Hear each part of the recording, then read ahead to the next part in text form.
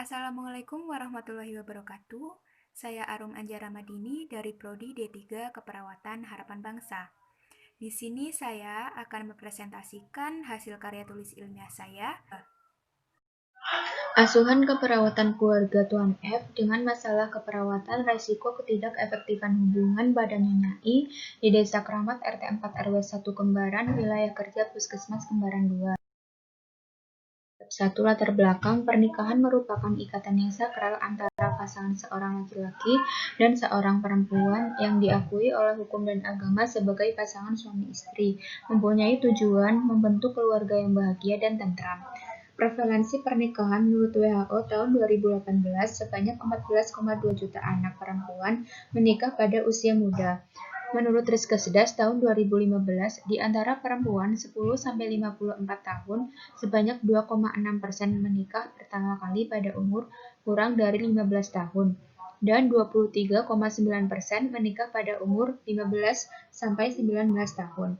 Menurut Badan Pusat Statistik Kabupaten Banyumas, tahun 2016 sebanyak 15.483 pasangan menikah. Di Indonesia pada tahun 2017, persentase pernikahan dini sebanyak 15,60%. Rumusan masalah yaitu bagaimana asuhan keperawatan keluarga dengan resiko ketidakefektifan hubungan. Tujuan untuk menggambarkan pengkajian analisa data dan rumusan diagnosa, intervensi, implementasi, evaluasi, dan dokumentasi. Manfaat untuk keluarga, pasien, ilmu teknologi keperawatan, dan penulis. Selanjutnya pada bab 2, tinjauan pustaka, konsep keluarga terdiri dari definisi keluarga, fungsi keluarga, tipe keluarga, tahap perkembangan keluarga, struktur keluarga, peran keluarga, tugas kesehatan keluarga, sistem keluarga, pola komunikasi keluarga, serta konsep asuhan keperawatan keluarga dengan masalah resiko ketidakefektifan hubungan. Yang pertama ada definisi, etiologi, pengkajian, diagnosa keperawatan, intervensi, implementasi, serta evaluasi. Pada bab 3, metode studi kasus. Rancangan studi kasus yaitu desain penelitian yang digunakan dalam penelitian ini menggunakan metode deskriptif dengan pendekatan studi kasus. Subjek studi kasus yaitu individu pada keluarga pasangan suami istri baru dengan masalah risiko ketidakefektifan hubungan. Fokus studi kasus, asuhan keperawatan keluarga, pasien, pasangan suami istri baru, risiko ketidakefektifan hubungan. Tempat dan waktu pada tanggal 18 Februari 2020 di Desa Kramat, RT 4 RW 1 Kembaran. Pengumpulan data, observasi, wawancara, dan studi dokumentasi. Penyajian data menggunakan dengan metode. Selanjutnya pada bab 4, hasil dan pembahasan. Pengkajian terdiri dari dua, yaitu pengkajian keluarga dan pengkajian individu. Diagnosa keluarga yaitu ansietas dengan ketidakmampuan keluarga mengenali masalah kesehatan. Diagnosa individu, resiko ketidakefektifan hubungan. Intervensi dilakukan dari TUK 1 sampai dengan TUK 5. Implementasi dilakukan dari tanggal 18 Februari sampai dengan 20 Februari dengan mengimplementasikan keperawatan berdasarkan 5 tugas dan fungsi keluarga. Untuk evaluasi dilakukan pada tanggal 18 Februari sampai dengan 20 Februari dengan memantau perkembangan pasien dalam melaksanakan 5 tugas dan fungsi keluarga dalam kesehatan. Kemudian hasil dari data pengajian yang diperoleh, pasien mengatakan merasa kesal dan bingung. Sering terjadi konflik karena hal sepele dengan suaminya.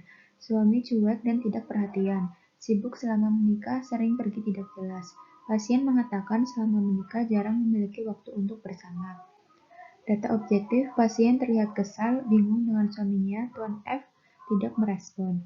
Dari data hasil pengajian, penulis merumuskan diagnosa keperawatan keluarga yaitu ansietas dan diagnosa individu resiko ketidakefektifan hubungan. Untuk intervensi, penulis menyusun intervensi dari TUK 1 sampai dengan TUK 5. Untuk NIK ada 4, yaitu yang pertama peningkatan peran, kedua peningkatan coping, dan ketiga konseling, serta keempat peningkatan sosialisasi. Implementasi pada tanggal 18 Februari Implementasi yang dilakukan yang pertama yaitu mengkaji keadaan pasien secara komprehensif, mendiskusikan terkait masalah kondisi hubungan pernikahan selama ini, mendiskusikan mengenai gambaran terkait adanya perubahan peran, mengkaji mengenai aktivitas atau kebiasaan pasien sehari-hari di rumah, mendiskusikan bersama pasien mengenai harapan yang diinginkan pasien yang saling bergantung satu sama lain. Pada tanggal 19 Februari, implementasi yang dilakukan yang pertama memberikan pendidikan kesehatan mengenai tugas dan tahap perkembangan pasangan suami istri baru, yang kedua memberikan motivasi anggota keluarga untuk memberi dukungan dan masukan atau saran agar suami Nyonya I dapat merubah perilakunya lebih baik, membatasi aktivitas, dan bertanggung jawab sebagai seorang suami. Memberikan pengetahuan dan pemahaman kepada pasien agar lebih sabar, mengontrol emosi, dan harus bisa menerima kekurangan serta kelebihan pasangan. Pada tanggal 20 Februari, implementasi yang dilakukan yang pertama, menanyakan kembali bagaimana perkembangan selama ini terhadap perilaku suaminya, mengkaji ulang keluarga Tuan F mengenai metode atau strategi positif pada saat menghadapi masalah, memberikan motivasi pasien untuk selalu menjaga perilakunya dan meningkatkan tanggung jawab perannya sebagai pasangan suami istri baru, memberikan pengetahuan dan motivasi pasien agar menerima dan ikhlas dalam menjalankan rumah tangganya, mengkaji ulang keluarga tentang tugas dan tahap perkembangan pasangan suami istri baru. Kemudian pada evaluasi pada tanggal 18 Februari 2020 didapatkan data pasien sudah mulai mengetahui adanya perubahan peran. Pasien belum mengetahui cara menjalani perubahan perannya. Pasien belum mengetahui cara memodifikasi lingkungan keluarga. Pasien mampu menjawab pertanyaan yang diajukan. Evaluasi kedua pada tanggal 19 Februari 2020 didapatkan data pasien mengatakan paham mengenai tugas dan tahap perkembangan yang harus dihadapi pada pasangan suami istri baru. Pasien mengatakan sudah paham akan mengubah perilakunya lebih baik lagi dan lebih meningkatkan tanggung jawabnya. Pasien lebih tenang, sabar, pasien terlihat paham. Kemudian evaluasi yang ketiga pada tanggal 20 Februari, pasien mengatakan suaminya kini lebih sabar, lebih perhatian, dan bertanggung jawab. Pasien mengatakan suaminya kini pergi keluar rumah untuk hal yang penting-penting saja dan berpamitan. Pasien terlihat paham dan lebih sabar. Kemudian, pembahasan. Berdasarkan data yang diperoleh, penulis menetapkan 3 kriteria yang sesuai dengan teori. Yang pertama, keterampilan komunikasi tidak efektif. Dalam kasus, Nyonya I mengatakan Tuan F tidak pernah merespon dan cuek ketika Nyonya I sedang berbicara atau menasihati Tuan F.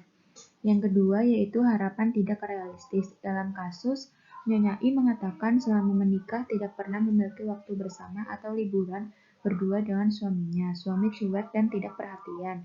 Yang ketiga yaitu krisis perkembangan. Di dalam kasus, Nyonya I mengatakan kondisi ekonominya belum mencukup untuk memenuhi kebutuhan sehari-hari. Berdasarkan hasil pengajian dan analisa data yang penulis dapatkan dari Nyonya I dan keluarga, penulis dapat merumuskan beberapa diagnosa keperawatan individu dengan prioritas diagnosa yaitu resiko ketidakefektifan hubungan. Intervensi untuk 1. Mengenal masalah kesehatan dengan cara memberikan pendidikan kesehatan dan berdiskusi tentang tugas dan tahap perkembangan pasangan suami istri baru. Untuk 2. Pengambilan keputusan mengenai tindakan yang tepat yaitu dengan cara memberikan motivasi, pengetahuan mengenai anjuran yang tepat. Untuk 3. Perawatan anggota keluarga yang sakit dilakukan dengan cara memberikan pemahaman kepada pasien mengenai tugas dan tanggung jawab peran untuk mengurangi resiko. Untuk 4, memodifikasi lingkungan dan tindakan dengan cara memodifikasi lingkungan rumah dan membatasi aktivitas yang menyebabkan resiko, saling menghargai dan perhatian satu sama lain. Untuk 5, memanfaatkan fasilitas pelayanan dengan cara melibatkan anggota keluarga, orang tua yang sudah lebih berpengalaman untuk memberikan motivasi dan bimbingan. Implementasi pada tuk 1, mengidentifikasi adanya perubahan peran, mengkaji aktivitas atau kebiasaan peran yang sudah dilaksanakan pasien sehari-hari, mengkaji bersama pasien mengenai harapan yang diinginkan dalam hubungan pernikahannya. Tuk 2, memberikan pendidikan kesehatan tentang tugas dan tahap perkembangan pasangan suami istri baru, mendiskusikan mengenai perilaku positif yang dapat dilakukan untuk mengembangkan peran, memberikan bimbingan pengetahuan kepada pasien dan keluarga mengenai perubahan perilaku yang harus dilakukan untuk meningkatkan peran serta tanggung jawab. Untuk 3, melibatkan anggota keluarga lain untuk memberikan motivasi, tugas, dan tanggung jawab sebagai suami maupun istri seperti memberikan contoh yang baik bagaimana menjadi kepala keluarga yang baik, menjadi istri yang lebih sabar dan ikhlas.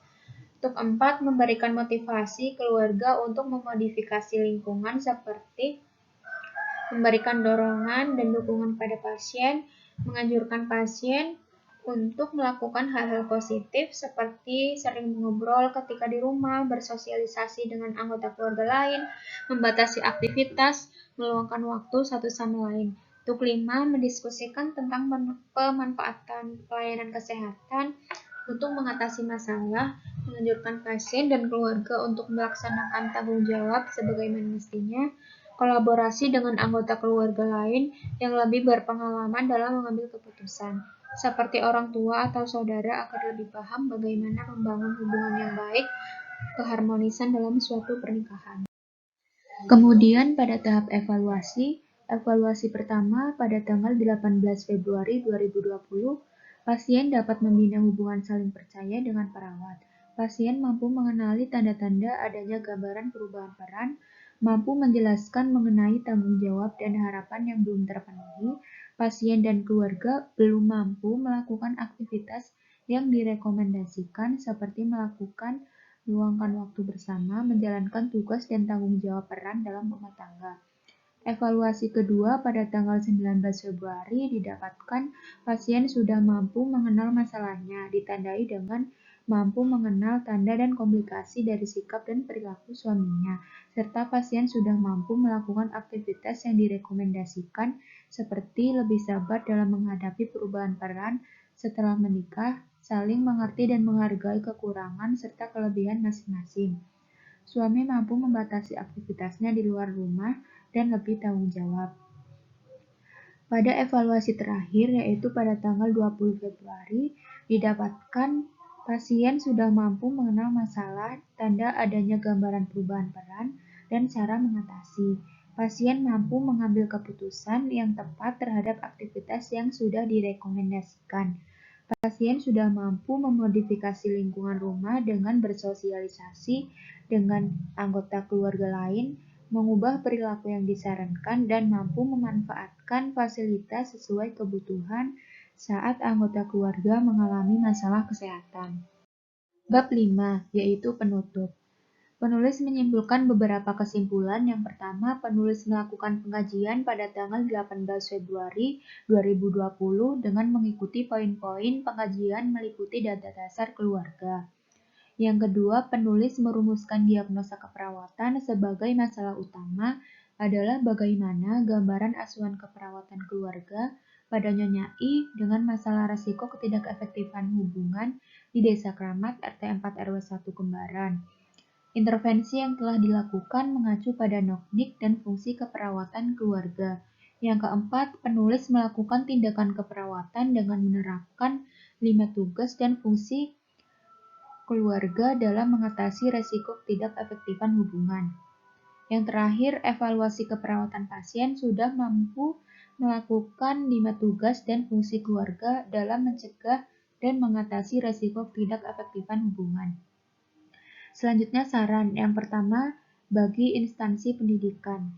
Diharapkan mampu menyediakan literatur lebih lengkap mengenai masalah resiko ketidakefektifan hubungan pada suami istri, sehingga bisa dijadikan sebagai bahan acuan dan referensi dalam menangani masalah resiko ketidakefektifan hubungan.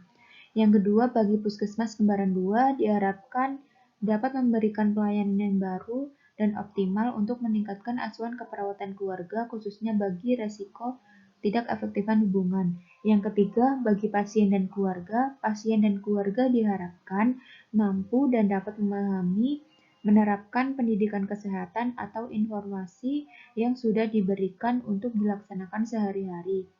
Yang keempat, bagi profesi keperawatan, diharapkan dapat dijadikan sebagai referensi untuk meningkatkan pengetahuan dalam memberi asuhan keperawatan keluarga dengan resiko ketidakefektifan hubungan. Demikian yang dapat saya sampaikan, kurang lebihnya saya mohon maaf. Wassalamualaikum warahmatullahi wabarakatuh.